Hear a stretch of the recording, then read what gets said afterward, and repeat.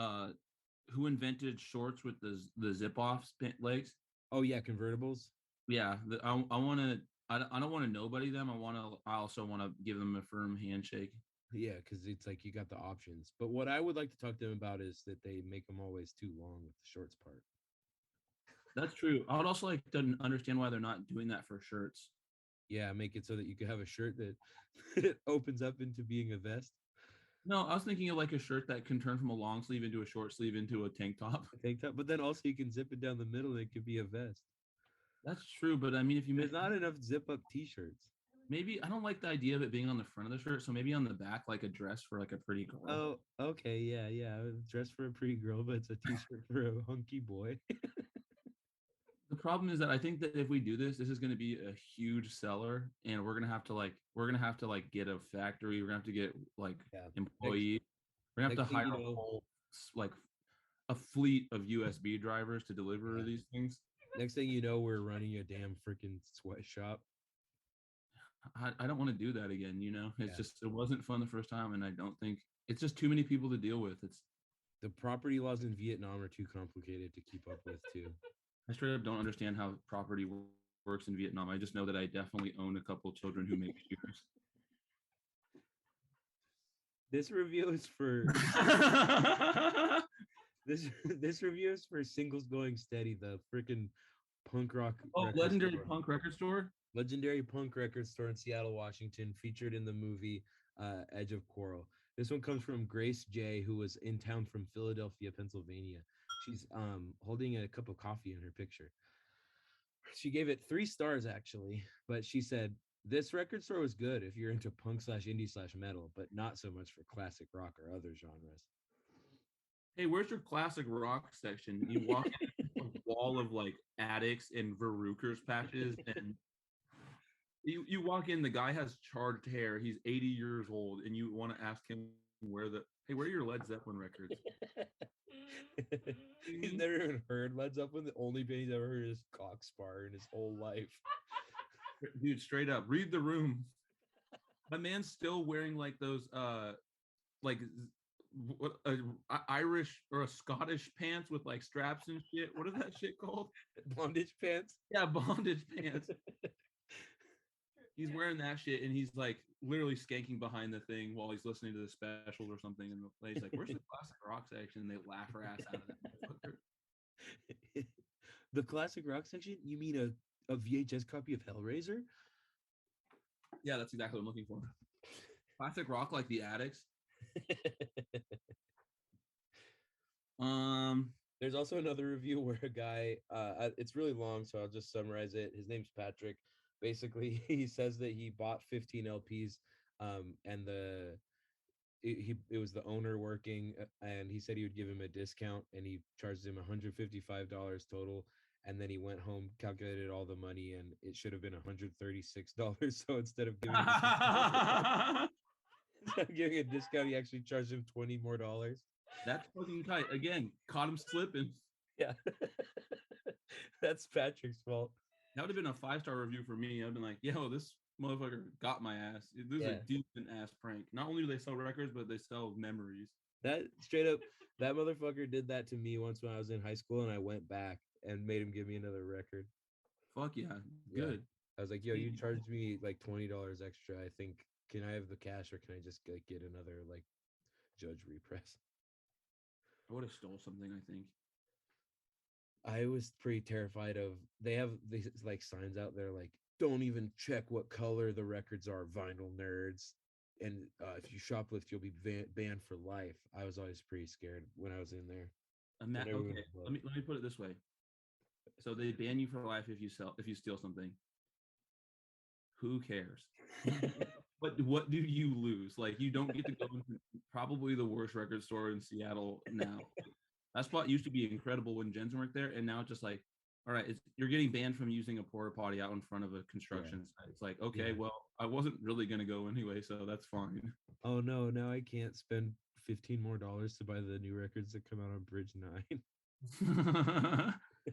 Crap, I didn't get that last Cruel Hand record before. No other record stores in Seattle are holding those. Dang it. All right, have we done enough with that? My last review is for Laser X Arena. It's one more laser tag place. It's a 1-star review. It says, "This is not a good place for families with kids." Oh, it's from Ina S. "This is not a good place for families with kids. They have players that play every week, have an extremely advanced level, and come to use you and your kids for target practice. We had 2 players like that in our game. Russian-speaking middle-aged couples. These people behaving like psycho killers, chasing kids and females with beginning skills. They're making kids scared and traumatized for life. Our game was no fun and completely ruined by these killers. The staff know these people but don't want to do anything." I wish so bad I could do a Russian accent so I could go, "You take the females, I'll take the children. Annihilate them." This laser tag place seems dope. Actually, it's called Laser X, and it's like laser tag, but the laser guns are like look like real guns. That sounds exactly like the kind of people that would go there. If you're Yeah, going to yeah. a tag that has real looking guns, of course you want to be like as tactical and like Yeah. your nerd ass is never getting into the Marines, so you need to go. And You need to team up with the Russians. one time I almost got kicked out of a laser tag ring in or whatever arena in Olympia. Gymnasium. Yeah, gymnasium, because I was so fucking drunk that I was just screaming Semper Fi and shooting everything and being so dumb. And this guy's we played the guy who like worked there was like, "You guys can just keep playing if you want. You guys are cool." He thought it was really funny, but the parent who was just like standing in there watching the third game we played was like, "You need to stop cussing." And I was like, "Fucking make me, bitch. I don't. You will never get me to do that." And then the guy was like, "Oh, you need to kick him out." And the guy's like, "Okay, you're gonna have to leave." And he just took me into the other room. He's like, "You can just wait a second. He's not playing again. Just it's cool." That's cool. Were you playing laser tag with me when I kept screaming that I'll show the kids a waking nightmare every time I shoot them? No, but I've basically been in that situation a lot with because we would go Katie, Will, Peyton, uh, Ian sometimes, and all of us would just say horrendous stuff. It was Yeah. awesome. Go blackout drunk with Will, and I remember Will accidentally tripped a little kid, and they ate shit super hard, and then he hid. I was I played in Santa Cruz with a couple of homies once, and there's some kids in there. Oh, I was there. Yeah, yeah, on the Lower Species tour. Yeah, yeah. Yeah, and all I remember saying was just being like, "I was in the military. This is triggering my PTSD." Like saying that to a kid on the other team. "I'm actually gonna kill you." I know. I remember that at the end, the guy was like, the father of the 2 kids were like really, really upset with us. Was not excited because I was also drunk and at this, and we were just yelling and being stupid, and you were actually threatening children, and it was a situation where everyone was like, "Well, what? Come on, dude. Yeah, What do you expect?" Like you see all of us look unshaven, we're dirty, we're nasty over here. we're at the fucking Santa Cruz boardwalk on a like Tuesday in April. There's somebody ripping ass and everyone's laughing every 30 seconds. What did you think was there's nothing positive for you and your family here. Move along. All right, can we talk about this movie now? Yeah, yeah. So to segue, we'll read a negative review of Nobody. Okay. Okay. This negative review comes from Al 939-110267 on IMDb. He gave it 1 star, and the title is "Don't Bother, Junk." He says, "Not worth watching, over the top with implausible scenes, a typical storyline with the bad guys who cannot shoot straight, overpower weaker individuals, and even use common sense. The Hutch character is not believable, nor one that fits Odenkirk. Of course, the Odenkirk character is beyond belief in a how stupid and unbelievable way. Why did Odenkirk sully his reputation? Why did Odenkirk sully his reputation with this insipid movie? Don't bother. Press Odenkirk to respect his audiences." That's fucking sick. My man, that's Odenkirk's fucking manager. Off. He brought out the like he kind of brought out the Jamie Josta language, sully his reputation, insipid. Fuck yeah. I'm gonna kill this guy. Kicks fucking ass, dude. It's nuts. I wish we could do this movie again. Yeah, it's so fucking badass. We had been trying to do it for a while. I'm so glad that we're finally getting to do it.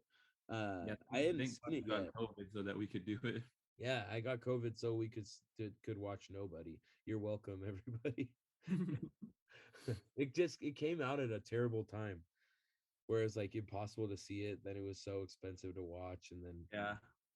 it was only on DVD for a while, and it was rough to see. But now HBO Max, thank you, HBO Max gods, thank you to the Sopranos. Okay, cool. Let's go into the roses and thorns of the first act. Okay, my thorn of the first act is when the Russian boss walks into the room and just throws a chair right in the injured bus fighter guy's face. That's my thorn as well. Yeah, that So fucking cool.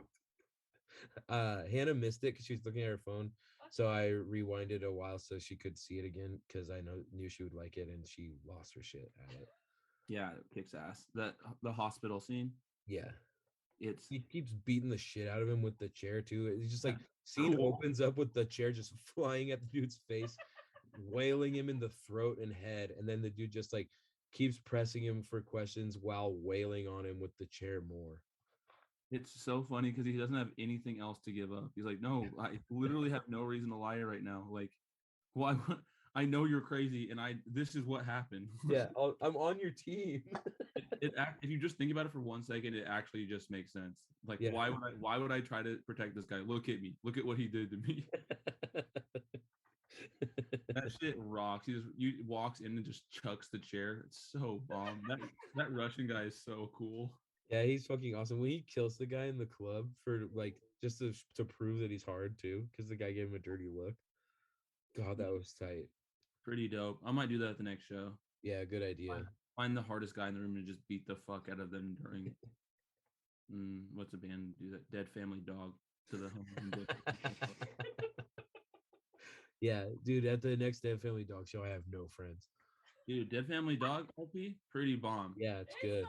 It's really good. Yeah, it's hella good. Go check it out on Spotify if you guys are fucking with some cool alt rock stuff. Go check it out. And also, yeah, if I see you in the Dead Family Dog pit, it's fucking over. I have no friends in the Dead Family Dog pit. I started doing Muay Thai just in the Dead Family Dog pit. I don't do it any other time. Yeah, I'm doing Krav Maga. No, you're not. Isn't that? You're like, damn. What's a food that starts with maga? I can't think of anything.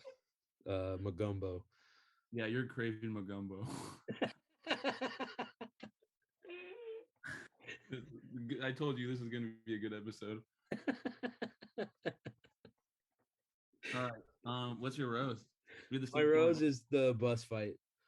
Dude, bus fight's tight. I had seen a little bit of it on a commercial or like teaser or something, and it exceeded my expectations. It's really good. It's really good. He keeps getting the shit beaten out of him, and then he keeps coming back for more too. And it's like it's not good for anybody in the fight. Like he's getting his ass kicked, they're getting their ass kicked. He is winning technically, but he's also like he's not in good shape. But at what cost? Yeah, exactly. And when he takes the dude who turns out to be the Russian boss's brother, when he takes him out by like crushing his windpipe and then cutting it open and putting the McDonald's straw in there so that he can breathe, he doesn't die. That's so cool. Yeah, you really don't see the like slitting the throat, putting the straw thing in there much anymore, and it fucking rocks. I think the last time I saw was in maybe Saw 6 or 5 or whatever, where so people do it with a pen sometimes and stuff. Yeah. I think that he does that and where he like is filling with water and he puts it in his throat so he can keep breathing, makes it out or whatever. But it's so fucking cool to see that kind of shit. That shit rocks. Yeah, it's fucking tight. It used to be a crazy trope. That and like cutting Achilles tendons, that shit was yeah. We used to see that a lot. We still kind of see that quite a bit, but it still gets me every time I see it. Yeah, it's kind of like I think it's a little bit of a shocking moment that you can always rely on, so it kind of makes it cheap unless it's like really well done in the movie. Yeah You feel me? I think like the Hostel one is I think really good. Sure. I think there was one in the most recent Chucky movie that was like it was all right. Yeah, it was something where the kid was the killer. I don't remember. I know what you're talking about, but yeah. Pet Cemetery. They did in Pet Oh Cemetery. yeah, too. that's exactly